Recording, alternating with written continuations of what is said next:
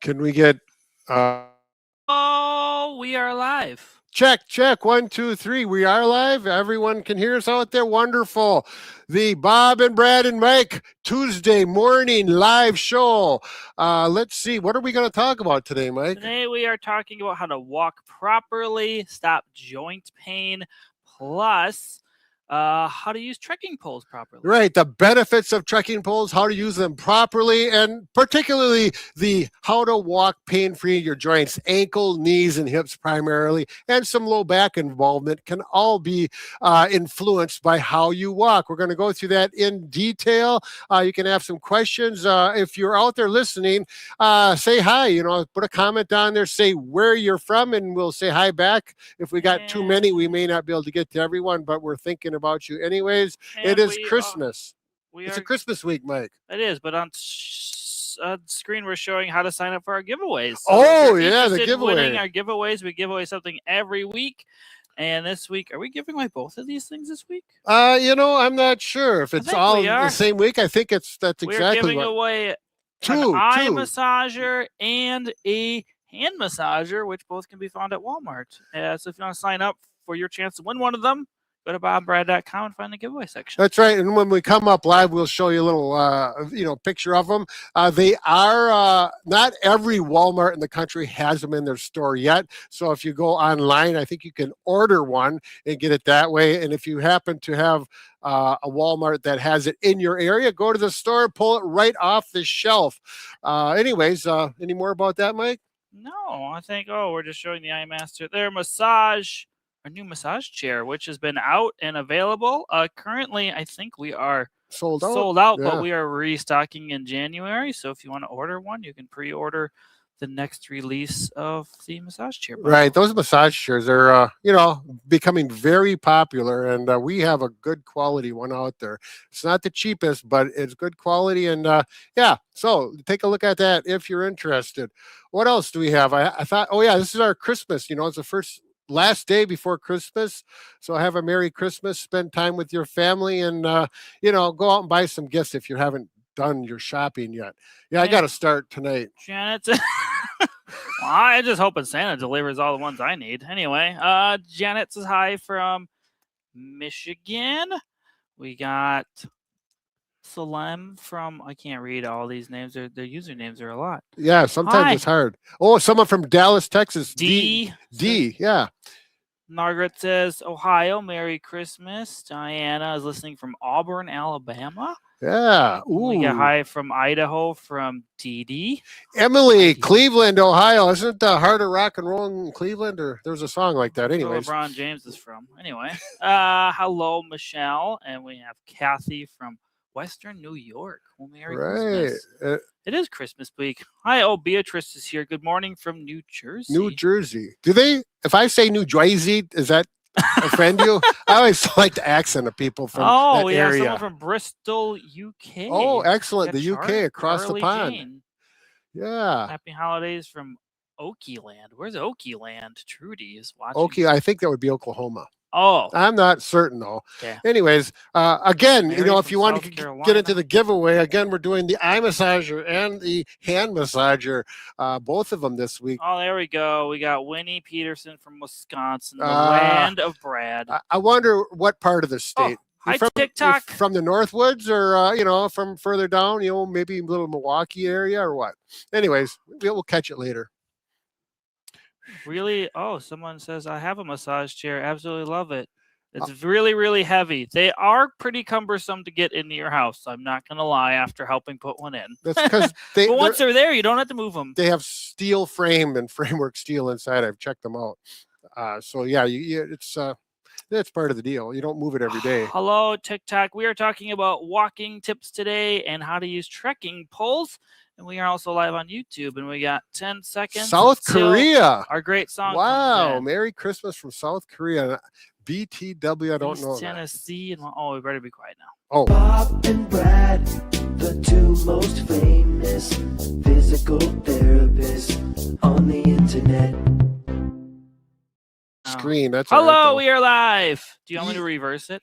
No, keep it like it is. Yeah, we My are. hat This is jingles. my Christmas hat, and I know it's not got the right colors, but it There's is one of my literally favorite. 2 more Christmas hats here, and that's the Yeah, one you chose. Is well. the Hoover Dam. Well, I really appreciate Hoover Dam, and these don't fit me so well. I even have a nice Christmas sweater on. Yeah, you do. Yeah, Home Alone quote. Yeah, Jarrett doesn't want to zoom in on it. He's being bashful right now. I didn't Merry bring Christmas, one. you filthy animal. I- Home Alone. yeah.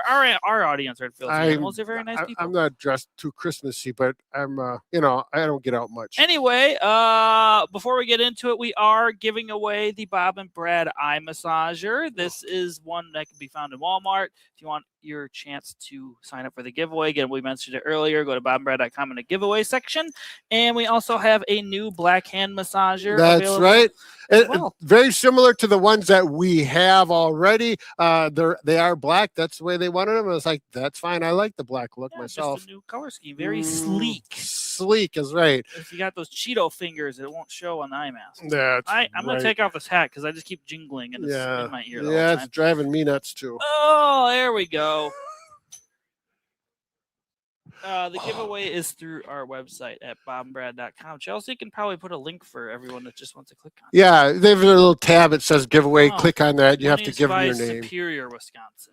Up in the Northwoods. Duluth. Very nice. I hope there's a lot of snow up there. I'd like to do some cross-country skiing before the end of the year. Should we get into the topic at hand or just keep talking about... No, the topic at hand, is, again, we mentioned this before. It's a 2-part series. We're talking about walking, so that if you like to walk a lot, or even if you're not, but when you have pain with walking, either your ankle, your knee, hips, even your back, how to change your walking pattern to make it less stressful and improve your walking and less pain, if not no pain. So that's going to be... makes more sense with walking. Yeah. There's no Santa feet. Yeah, you got a good point there. You see what I have to put up with? So anyways, but before we go to that, we want to go to, it relates directly to walking, and we've got a video out on this, and we're getting lots of views. A lot of people are interested in walking poles or walking sticks.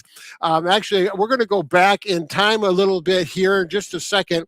Are you going to be ready, Danny, for that? I got it. We got 72 seconds where Bob and I are in the video, and we explain the introduction, and then just hang on. We're going to be at this in probably about 37 minutes. We'll get to these detail, not quite as detailed as that. 37 minutes? Yeah. You mean seconds?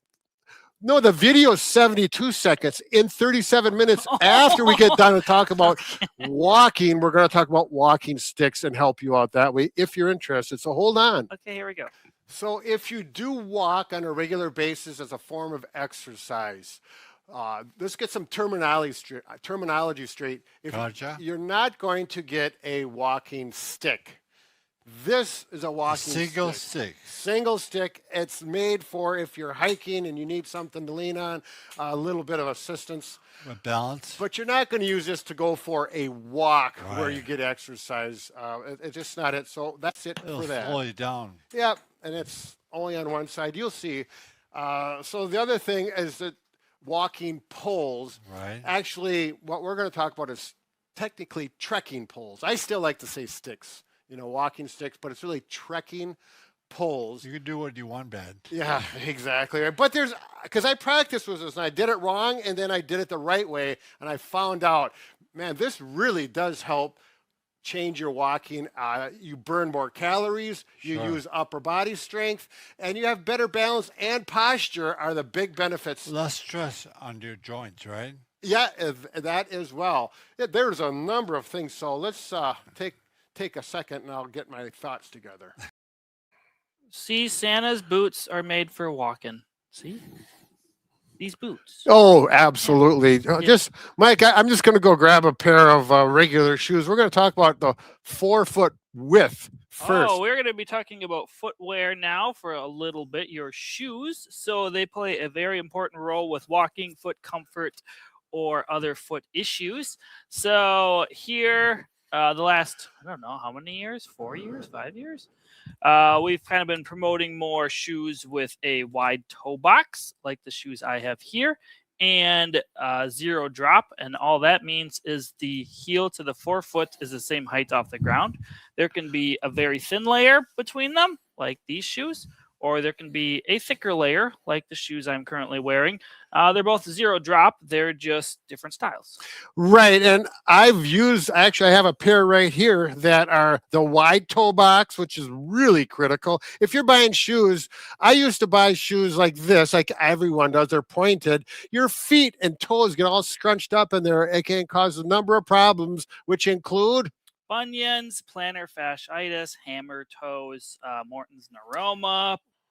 Well, neuropathy, not really. But anyway, it could be partial problem. That's more nerve issues. Right. Anyway. And we're getting this information from a podiatrist that has very good success. The first thing he says to his patients that have these problems, get rid of this shoe and get a wide toe shoe. If you don't get this, look at I used to get the widest possible shoe I could, and it helped. I had less foot pain. I got Morton's neuroma myself, but actually it was even much better with the wide toe box. And you don't have to worry. You're not going to buy them with a hole cut in the bottom.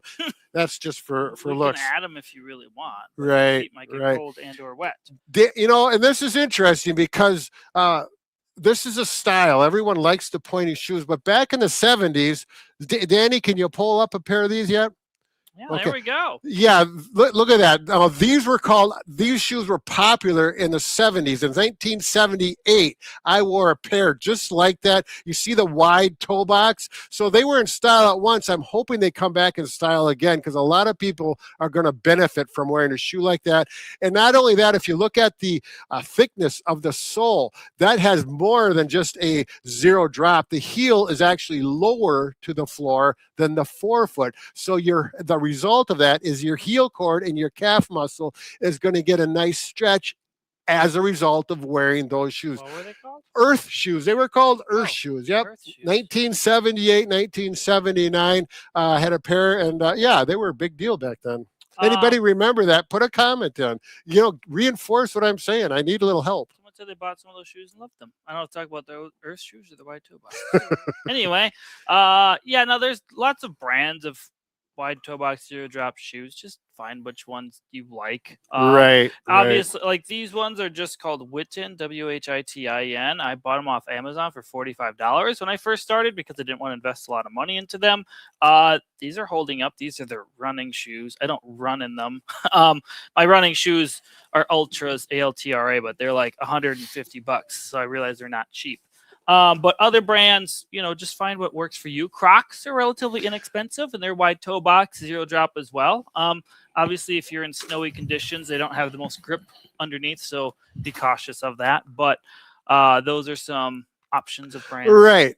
I started after we we worked with Dr. McClanahan. He talked about this wide toe box, so I got my Crocs out because I had some already, wore them all the time. And I'll look down here. I know my feet are not pretty. Once you get in your 60s, it's an ugly thing to look at. But this is what was going on.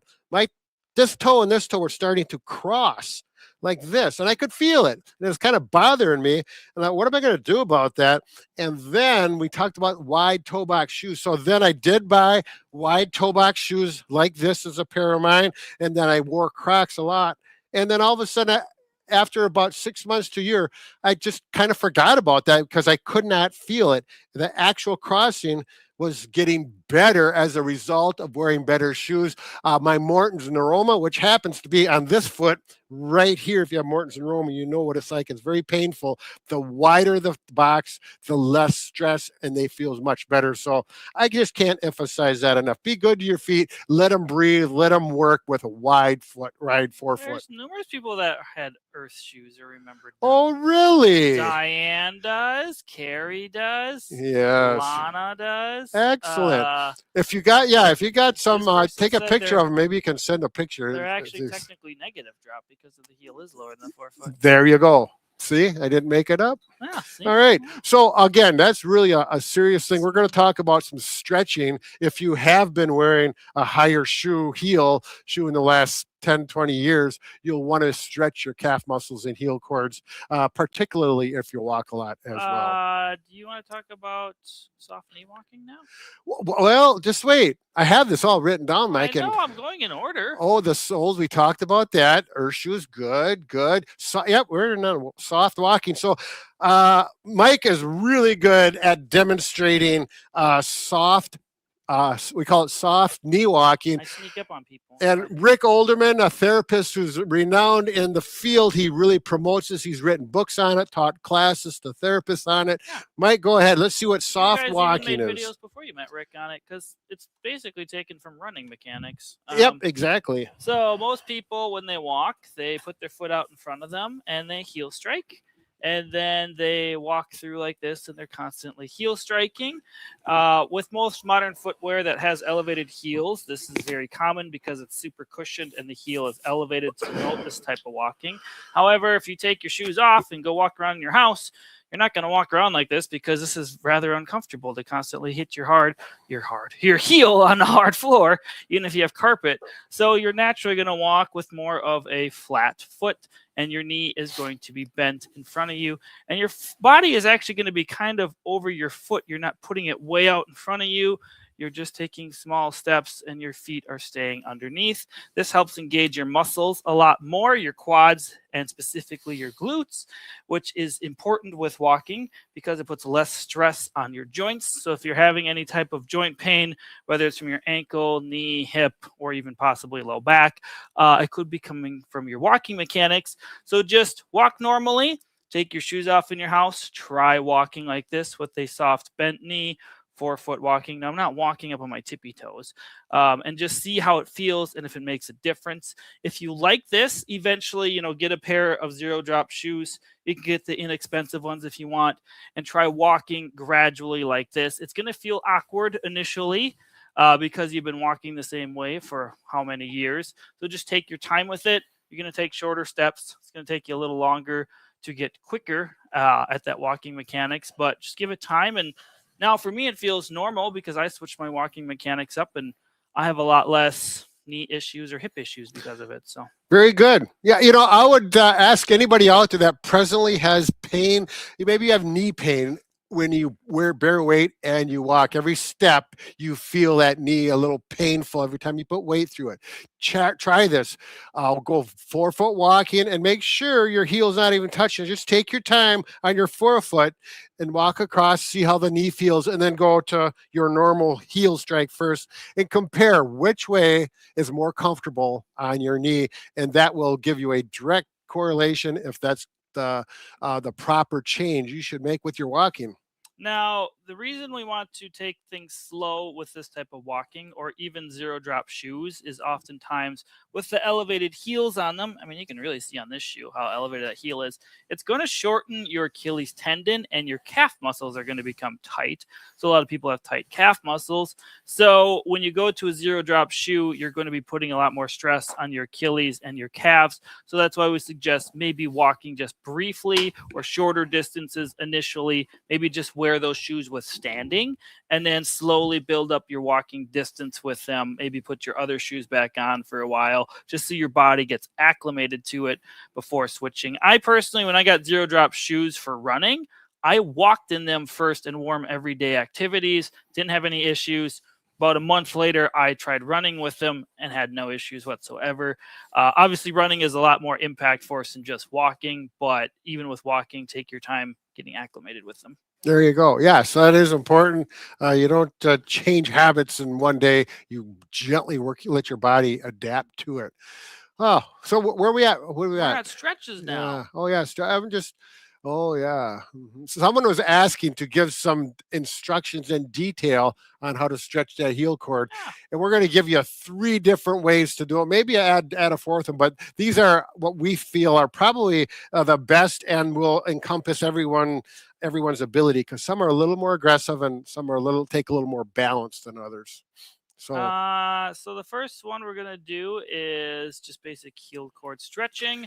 So long sitting with the strap, so you can sit in a chair, off the edge of a bed, whatever is around you, and then just grab a belt, a bed sheet, a long towel. That bed sheet thing, I never figured that out. If you want to use a bed sheet, go ahead, but it's a lot of work. This is a stretch strap. Can I have that stool? Oh, sure. Yeah. So you just long sit. You can long sit on the floor, or you can have your foot elevated like this.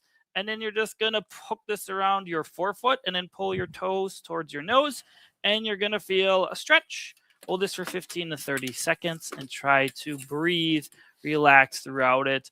I would say this is easy for most people to do if they have trouble with some of the other stretches. However, I feel like pulling your foot towards you, I don't get as much of a stretch as I do standing and weight bearing and moving my body around my calf muscles. Yeah, I would agree. This is for people who are not steady on their feet. They still want to get a stretch there. They can walk with a walker and be steady, but without the walker, they're unsteady. I would, this would be a good idea. You could, Yeah. I've used the cane like this. It works good because it's firm. And it works better with your shoes on because it'll grip. And then you can pull this way because the strap is all wobbly. So that's just another option for people who want to stretch without standing or weight bearing. Another simple stretch you can try is for this one, unless you're barefoot, you're probably going to slip in socks. So I'd put shoes on for this. So how much did I get paid to put on this hat? I don't pay me. Well, it's a personality issue, and we don't do anything from the neck up, so we let him do what he wants. So if I'm stretching my right calf here, my back one, so I have it straight behind me, my toe is pointed forward, and then I start to lean forward, and I'm feeling a good calf stretch here. If this is too aggressive, just bring your foot in closer and stretch like this. So you're going to hold this 15 to 30 seconds. Try to breathe and relax. You can do this against the wall, countertop, railings, whatever you have available to lean against. And then make sure to do it on both sides. Again, breathe, relax throughout it. And then if you want to hit your other calf muscle, because you have two of them in each leg, just bend your knee. And you're going to hit your soleus muscle specifically, and you can stretch this way as well. There you go. That's a good point to make sure you do it with the knee bent as well, because that second muscle, that soleus muscle, is important and gets overlooked a lot of times. So it's a complete way to stretch that. It's one of those details that helps answer the one viewer's question. There's some questions about some other shoes. You're going to see advertisements of shoes that have incredibly thick cushions on the heel and all the way across. It elevates you about 1.5 inches. I guess they look cool. And the idea, I think, is what they're trying to get across is that extra cushion takes that impact off when you heel strike. So it corrects that impact as opposed to walking on your forefoot, allowing the muscles to act like shock absorption. When you do heel strike, there is no absorption here because everything is locked, so that impact will get absorbed through that big, thick heel. Actually weaken a lot of the intrinsic foot muscles too. Yeah. Wearing over cushioned shoes, because your foot will lose its strength. And if you have arches, they might not be as prominent as they could be, or as strong, which can lead to foot issues too. But right. I mean, if you're comfortable and have no foot issues, that's fine. Yeah, there's controversy. What's the way to go? This is what we promote from Dr. McClanahan. And he's a podiatrist expert and has big success with this. So that's why we promote the way we do promote it. So anyways, what were we talking about? We were doing heel cord stretches. Oh, we're going to go incline board. Oh yeah, this is my favorite. I don't know what you can see over here. Oh, we got the box with my hat in there. So the most convenient thing is just the floor. Make sure you have your shoes on and stretch here. Don't let your toe go out like that. Straight head. This foot is not getting stretched at all. It's all back here. Like Mike says, straight knee. Keep the heel on the floor up like this. Keep it on there as much as you can. Stretch, breathe, relax. Hold it 10 times on and off. Like pressure on, pressure off. That's the way I do it. Sometimes I'll hold for 15 to 30 seconds and then do the other foot. Now, if that's working out good and you want to have even a better, easier way to stretch, I highly recommend getting an incline board like this. You can buy them online, usually about 20 to 25 degrees incline for most people. I made this one. If you're handy and you got some wood out in the shop, you can make one. I have a video on exactly how to do it. Just go Bob and Brad on YouTube, how to make an incline stretch board, and there you go. But it's critical that you buy one that has a slip or a non-slip surface. It has to have grippies there, and that makes a tremendous difference. You put your foot on there and simply let your body weight do the stretch. Not so much stretch, more stretch, and just body weight's doing it all. You don't have to lean and do all the other contortions, and you feel a nice stretch. And if you want it easier, you put your foot here, the heel on the floor, much less aggressive, and then I'm going to bend the knee and get that soleus. So yeah, I really like these incline boards. They do make them wider so you can do both feet. Where's that our other one? Yeah, we do have do both feet at the same time. I don't like doing it that way. I like doing it 1 foot at a time because I really can concentrate on one leg better. I can't multitask, I guess. I have a single rubber one that works really well. Yeah, there's different types. Kind of looks like a door stopper, but huge. So here we have one. You can see it's the same thing. And this one's really wide. A lot of times they're only about 12 inches wide. This was given to us. One of our fans, I guess. That was from Ben Patrick. Oh, yeah. Nose over toes guys. He's so nice to do that. And there you go. Again, this works well. I like it that way. But if you want to get one like this, feel free. It's really nice. It's got a nice grippy surface. Really important. Next, we're going to be showing a calf stretch on the edge of the steps. Last calf stretch.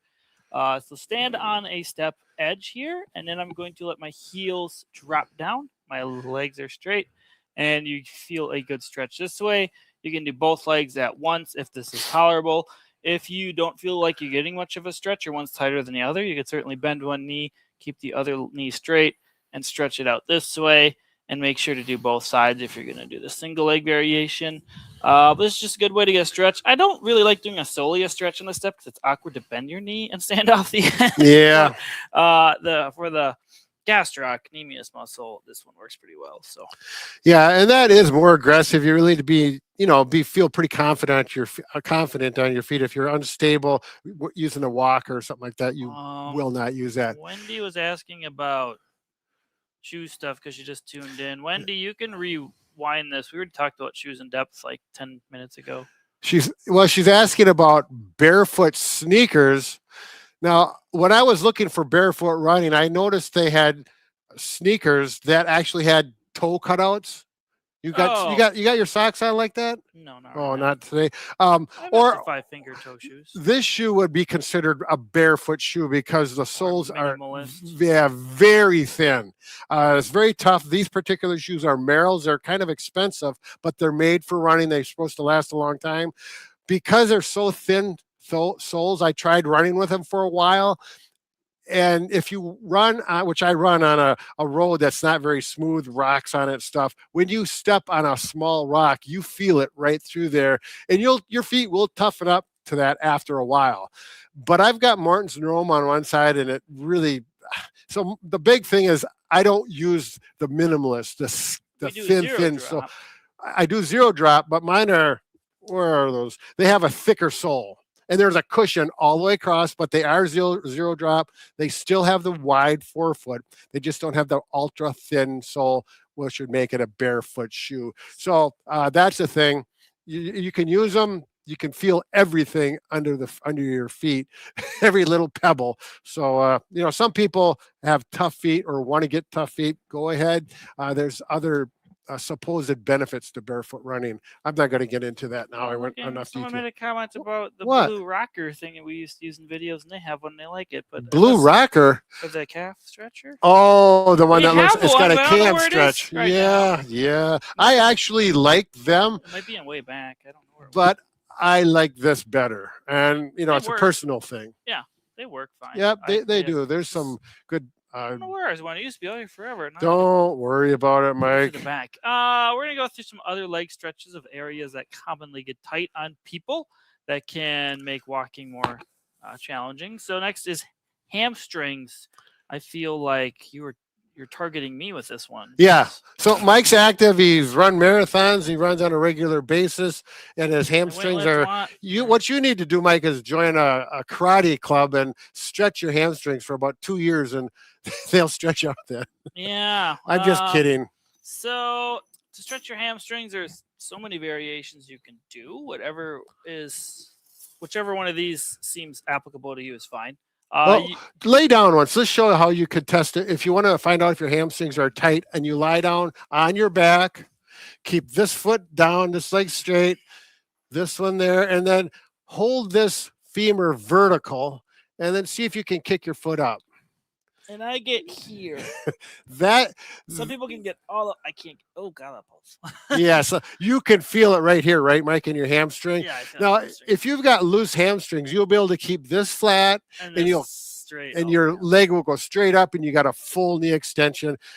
So it's not a big deal a lot of times if you have tighter hamstrings, but it's one of the things you do want to stretch and don't let them get excessively tight. If yours are so tight you can't even put your knee flat, then you have a problem. Yeah, that can be problematic for basic mechanics of walking and stairs and stuff. So, yeah, exactly. But to stretch them out, you can just do this as a stretch. Personally, I like to have my foot on something to use body weight to leverage it. Yeah. So you can do, if you're comfortable standing, you can do it standing, and then just work on pushing your knee down straight. And then if you don't feel much of a stretch, you lean forward like this. I'm not trying to round my spine hard. I'm just kind of folding forward, and you should feel a stretch in your hamstring here. You can also do this with your foot on a stair if this is way too high for you, or you feel unsteady standing on one leg like that. Just go to a step. You can do the bottom step, the second step, third step, whatever works for you. My toe is pointed straight ahead. I'm not pushing my foot away from me. It is straight up. And again, just lean forward. Should feel a stretch. You can do this long sitting. I like to do it on the floor too. Oh, I'll get out of your way. My feet up against the wall. There's a couple ways you can do this. Some people prefer this way, where you just long sit. Your back against the wall. Now you can see there's a little bit of a gap between my back and the wall here. That's because of my hamstrings. I can't get all the way up here. But this is one way to try to do it. If people are really tight. Otherwise, I personally they just call legs on the wall stretch. I don't know. I think it's a yoga thing. But you just put your feet up on the wall, get them straight. And then if you're flexible, your butt can touch the wall. As you can see, my butt is not touching the wall right now. So you have to scoot closer. And then I'm starting to feel much more of a stretch here. But I'll just hang out here, and you can tell I'm tight because now my butt is starting to shoot up in the air. It's not flat, so I actually got it back. Could you modify that a little bit and maybe do one leg at a time, bend one knee? Yeah. There, and then so you could kind of focus on one. I mean, do you do that, or you just do two at once? I do two at once because I'm laying here forever. But I'll lay here for 2 minutes, and then you don't have to go that long. You can do 30 seconds, and then I'll sit in a little squat like this and open up my hips this way for a couple minutes, and then I'll go back up and do it again. And you can also mess with different things. So I'm hitting my hamstrings. You can hit your inner thighs by going like this. So it's kind of a fun tool if you're comfortable and you got wall space, getting on the floor and stretching this way. And the nice thing about it is you're able to relax. And when you can relax, your muscles stretch better. And you're going to, as long as you work on your breathing while you do that, relaxed breathing with relaxed trunk. Normally, if I sit here for a couple minutes, I can get a little bit closer after a while, but I still deal with tightness. So there was a question on someone said, do we have any videos for total knee replacement? Yes, we have extensive videos with total knee replacement. What you'll do is you can go to our website, bobandbrad.com, and we have a whole program of exercises you do before and the surgery and complete up to 8 weeks after the surgery.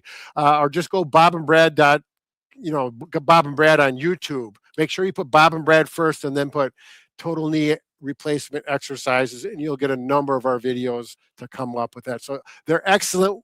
We've done thousands of total knee replacements over the last 25, 30 years between Bob and I don't know how many. I'm still seeing a bunch to this day. Yeah, there you go. I also work in a hospital that does them. So yeah. So we've got a lot of hands-on experience in that. Here's the blue calf stretcher. Danny found it for us. Oh, thank you, Danny. Yeah, and there's I've seen them like this, and there's another manufacturer. This one's adjustable for different size feet, but it works well, So it really rocks and gives you a nice stretch there. Yeah. Reach up your toes.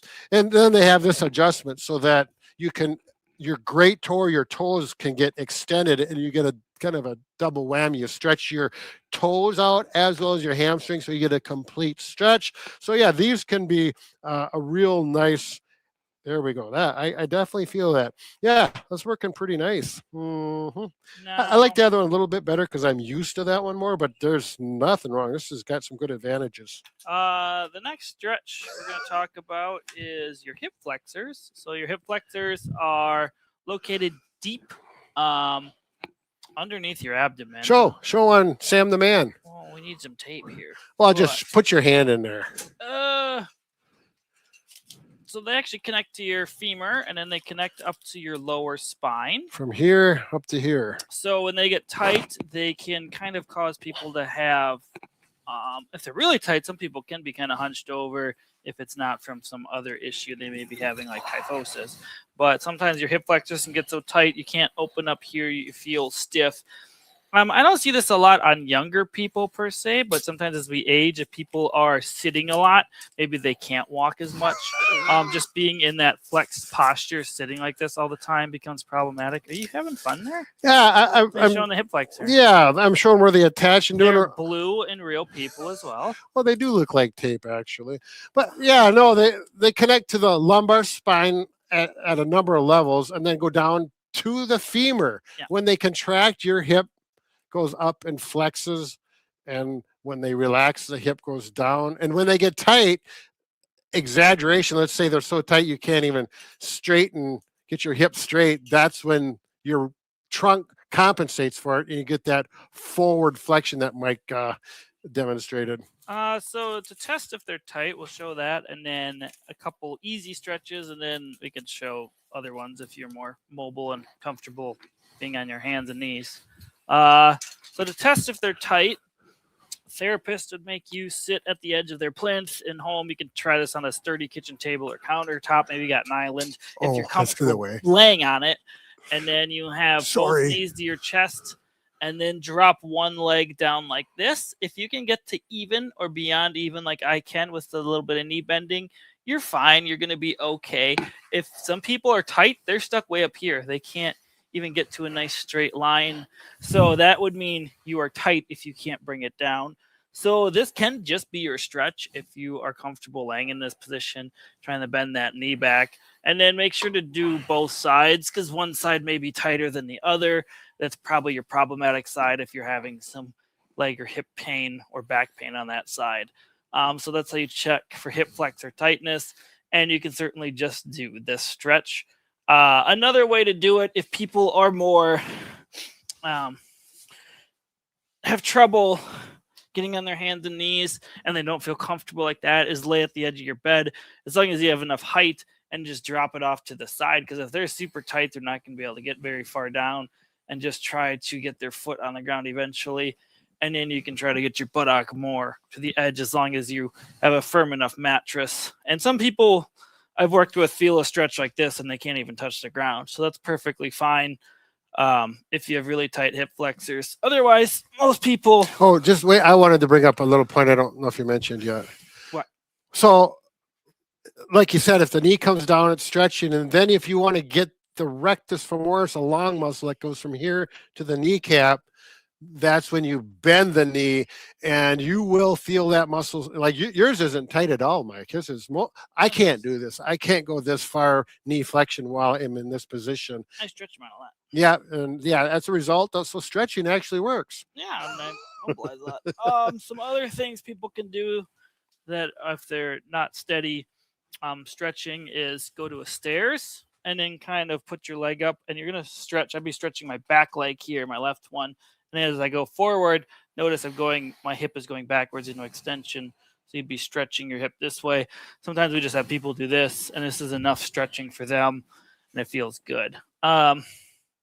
Younger people, if they're comfortable getting on their hands and knees, you can just kneel and lean forward, and you're getting a good stretch in your hip flexors. As long as you have a nice upright posture, go on a pillow. It's not going to bother your knee as much. Just don't arch your back too much because you're not getting as much of a stretch. And just relax and breathe. You can even add a little knee bending that way. But those are different ways to stretch your hip flexors out. I want to give this to Barbara. She's asking about massage tools for specifically for tight calves, and we just came out in the last year is it's a reciprocating massage gun. You can get these anywhere. Bob and Brad sells a number of them. We have excellent massage guns because I test all of them out before they get okayed. Otherwise, we won't put our name on them. But this one, look at the shape of this head. It's an arc shape, and this is relatively new in the massage gun arena as far as I'm aware of. But it actually fits really nice, and it fits the muscle on the calf. And you just can work it here because they can get pretty aggressive if you're using a regular head. I like either the ball head or the air cushion head, but this one is even better yet, in my opinion, because it spreads things out and you work at both directions, and it really works well on the calf. So that would be my suggestion. Do not get a big gun, one of those larger guns like this particular one. That's more for people who are really active, have a lot of muscle mass and need to get in deep. And, maybe you are pretty athletic and you would want a bigger one, but, I certainly don't. She has Parkinson's. Oh, yeah. Then, So yeah. I would not. No, yeah. One that has about 6 to 8 millimeters of amplitude. That means how far it goes back and forth. That would be enough. Even, 6 is more than enough.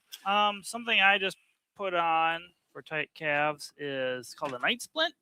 So I took my socket shoe off because otherwise it would be black on black and really hard to see. So you put this on your foot. It's adjustable strap right here. This one is nice because it doesn't get overly tight. I can only pull it to about here, and notice my foot is neutral. It's not bringing me into a stretch. So I'm not feeling a stretch right now. But what this does is you wear it at night when you go to bed.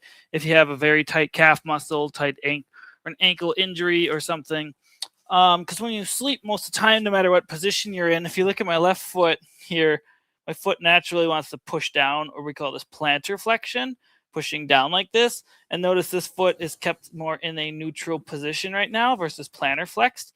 So if you're wearing this all night, you're keeping it from being plantar flexed, which is shortening your calf muscles. So it's basically giving you a subtle stretch. I'm not feeling a stretch at the moment, but you wear this for 2, 4, 6, 8 hours, and you'll notice, because I've worn it before, and when I wake up, my calf feels kind of like tight, and sometimes I have to take it off. Otherwise, if you notice you take it off all the time and you wake up in the middle of the night to use the bathroom, you can certainly put it on then. I just know when I'm tired like that, I'm not going to put it on. So it's something you can try. This one's just called Mars Wellness. I think we just got on Amazon. It was like $40 or $50. But yeah, this one's a pretty nice one. You just want to make sure it's not one you pull super tight and it's really stretching you, because you're not going to want to wear it for long. Just keeps you in a neutral position. And you got a bare heel. You can actually walk in that one if you have to get up and go to the restroom. Yeah, you can move around in it. You can wear socks with it too if you're worried about like skin breakdown or something. I'm just showing my skin so you can see it's how it fits on there on camera. So, but yeah, they're pretty adjustable. Work for most size feet. You just got to read the description before you buy it. Make sure it fits your foot. But there are options for tight calves.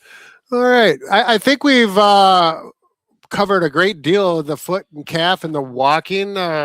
You can go back and review this. It's going to be online for a number of years, so you can always go back, rewind it, slow motion it if you want to see things more. Double speed it. Yeah, and we talked earlier about trekking poles, and I do want to get into that because that's another avenue to go for a walk and get exercise. And why would you want to use trekking poles? There's people that already know if you're doing it, but if you're thinking about it and you really wonder what are the benefits, I don't know. Oh, here we go. But Chelsea will link the massage gun info barb for you. Oh, good So you can just idea. click on Yeah. it there. Yep.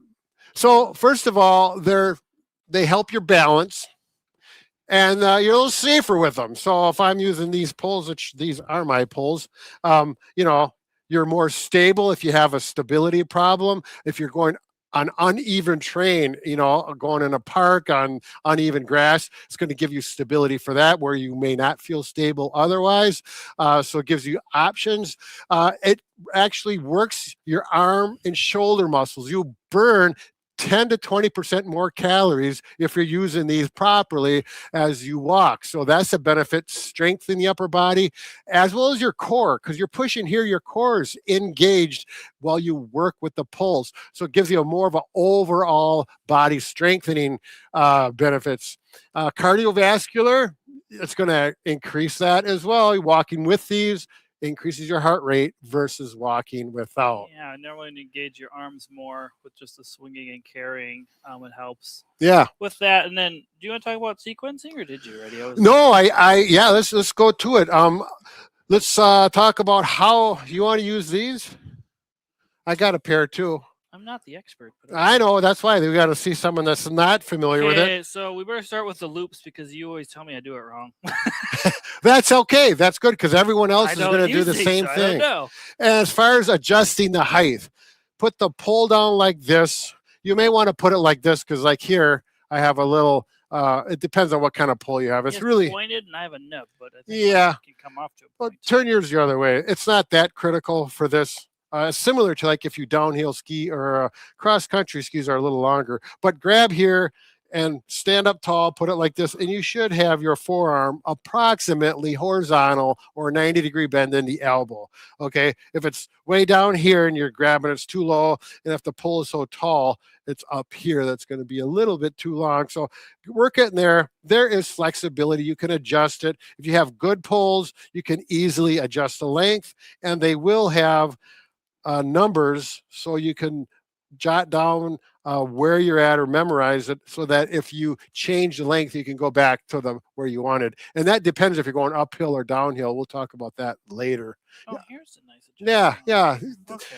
There's poles you can get, carbon fiber ones that are more expensive. These are aluminum, anywhere from $40 to $50 to a couple $100. Get the cheaper ones if you have not done this before, because just in case you don't like it.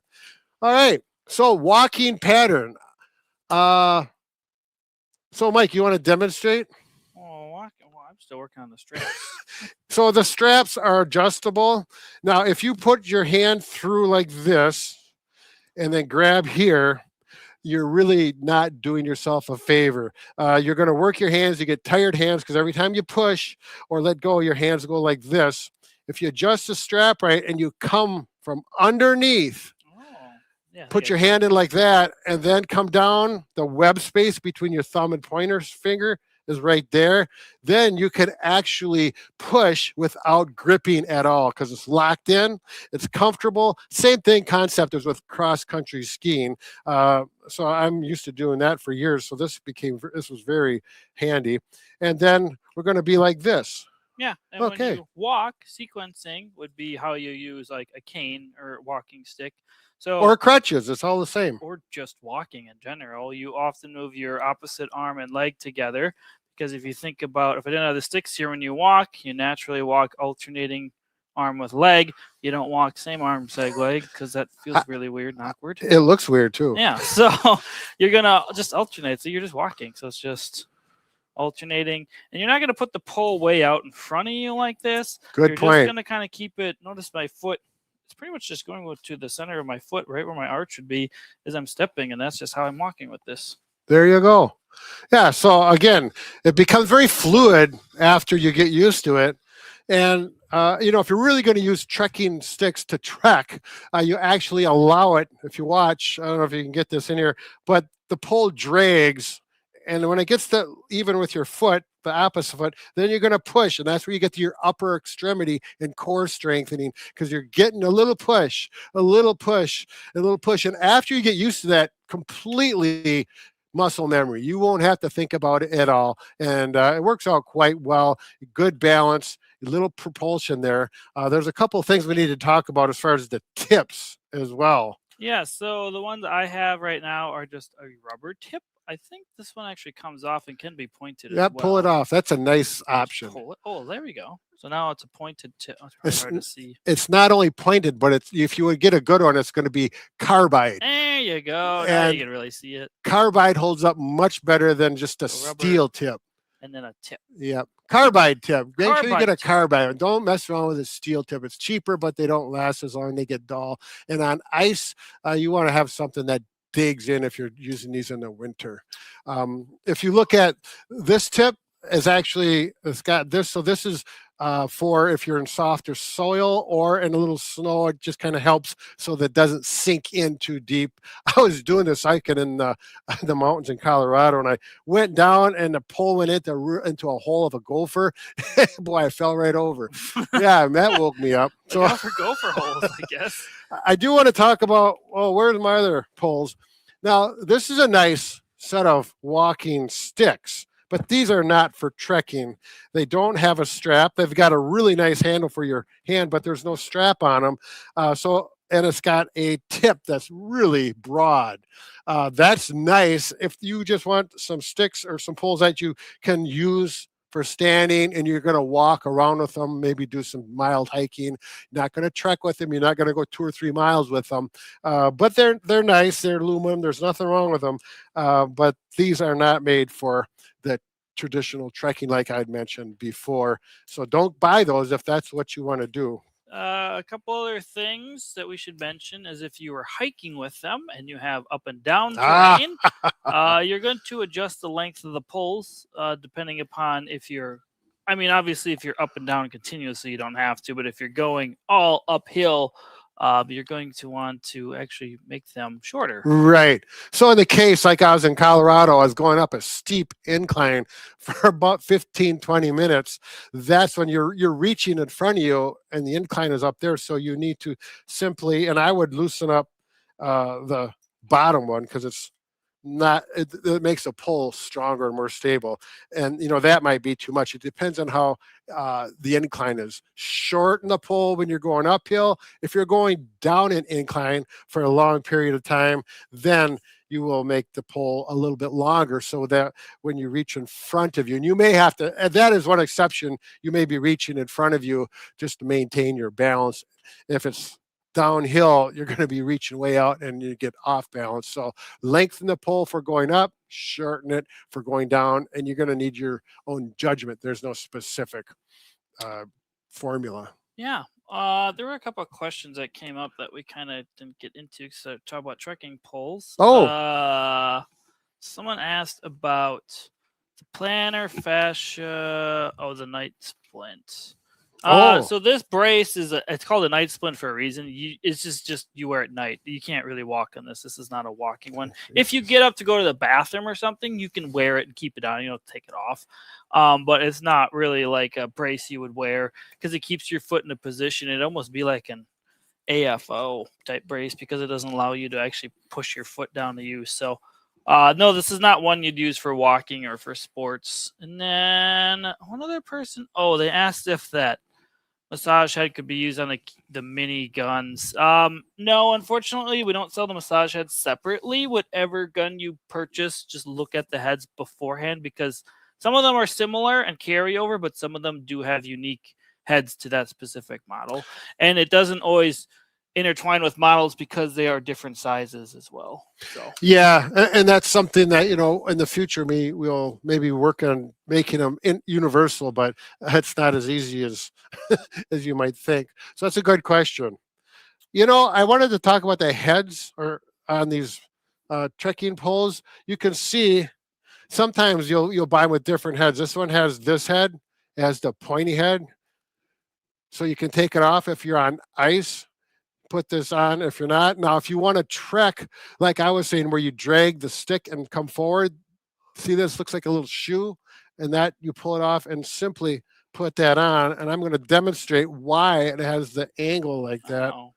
So I'm learning stuff today. Yeah. So if you can go down here, and I'm going to actually do this as a slow motion, but as I step forward, I'm dragging it, and you can see there's a lot of surface area, and then I'm going to push here and then drag it forward, and the angle here coordinates with the angle as you drag it forward, and it's thick, so it can take a lot of wear before it wears out, and then you will have to replace that, and that's the other nice thing. You can simply get another head, another foot, if you will, and put back on there and continue with the same pull. So there's a lot of little things actually to using these poles or trekking sticks if you want to get into it and do it properly so you get maximum benefit and have fun. You know what I'm saying? Yeah, and we showed a clip from it earlier, but if you want to check out a video more on trekking poles, Chelsea linked it in the comments. It's called Walking Sticks or Trekking Poles for Beginners, All You Need to Know. So if you want more details, specifically in a short version, not an hour long. Well, actually, that one, I took a piece of that, 72 seconds of it. Yeah. And at the beginning of this hour, I showed that. So if you want to see the full thing, it's about 20 minutes long. And we go through everything in detail. Fast forward it, go back if you want. But everything you, just like the title says, everything you'll need to know. All right. Well, next week we'll be back. What's next week? Tuesday. Oh, it's the last Tuesday of the year. It is. We're going to be talking about 17 critical but easy tricks for pain-free back in 2026. So we'll be live talking about back pain, and I think Adrian's joining us next week for the live. Oh, that's right. So if you caught a couple of those videos with her in it. Dr. Tryon, she's been with us a few times. She's very popular. Her videos are really doing well. People like her a lot. Yeah. She's much smarter than, well, me anyways. Yeah. Yeah, so she'll be here next week with us doing the live. So there you go. Make sure to stay tuned and have a happy and safe holidays. And this is a very small hat on my head. I think I'm losing circulation up there. Yeah. So have a Merry Christmas, and we'll see you before the new year. And, we'll set some goals for the new year, whether it be, we'll talk a little bit about, what do we do here? Exercise. That's right. Fitness and exercise. Healthy, fit, and pain-free. Okay. Thanks for watching. Think of some questions and send us to them next year. Oh, no, next week. Okay. Bye.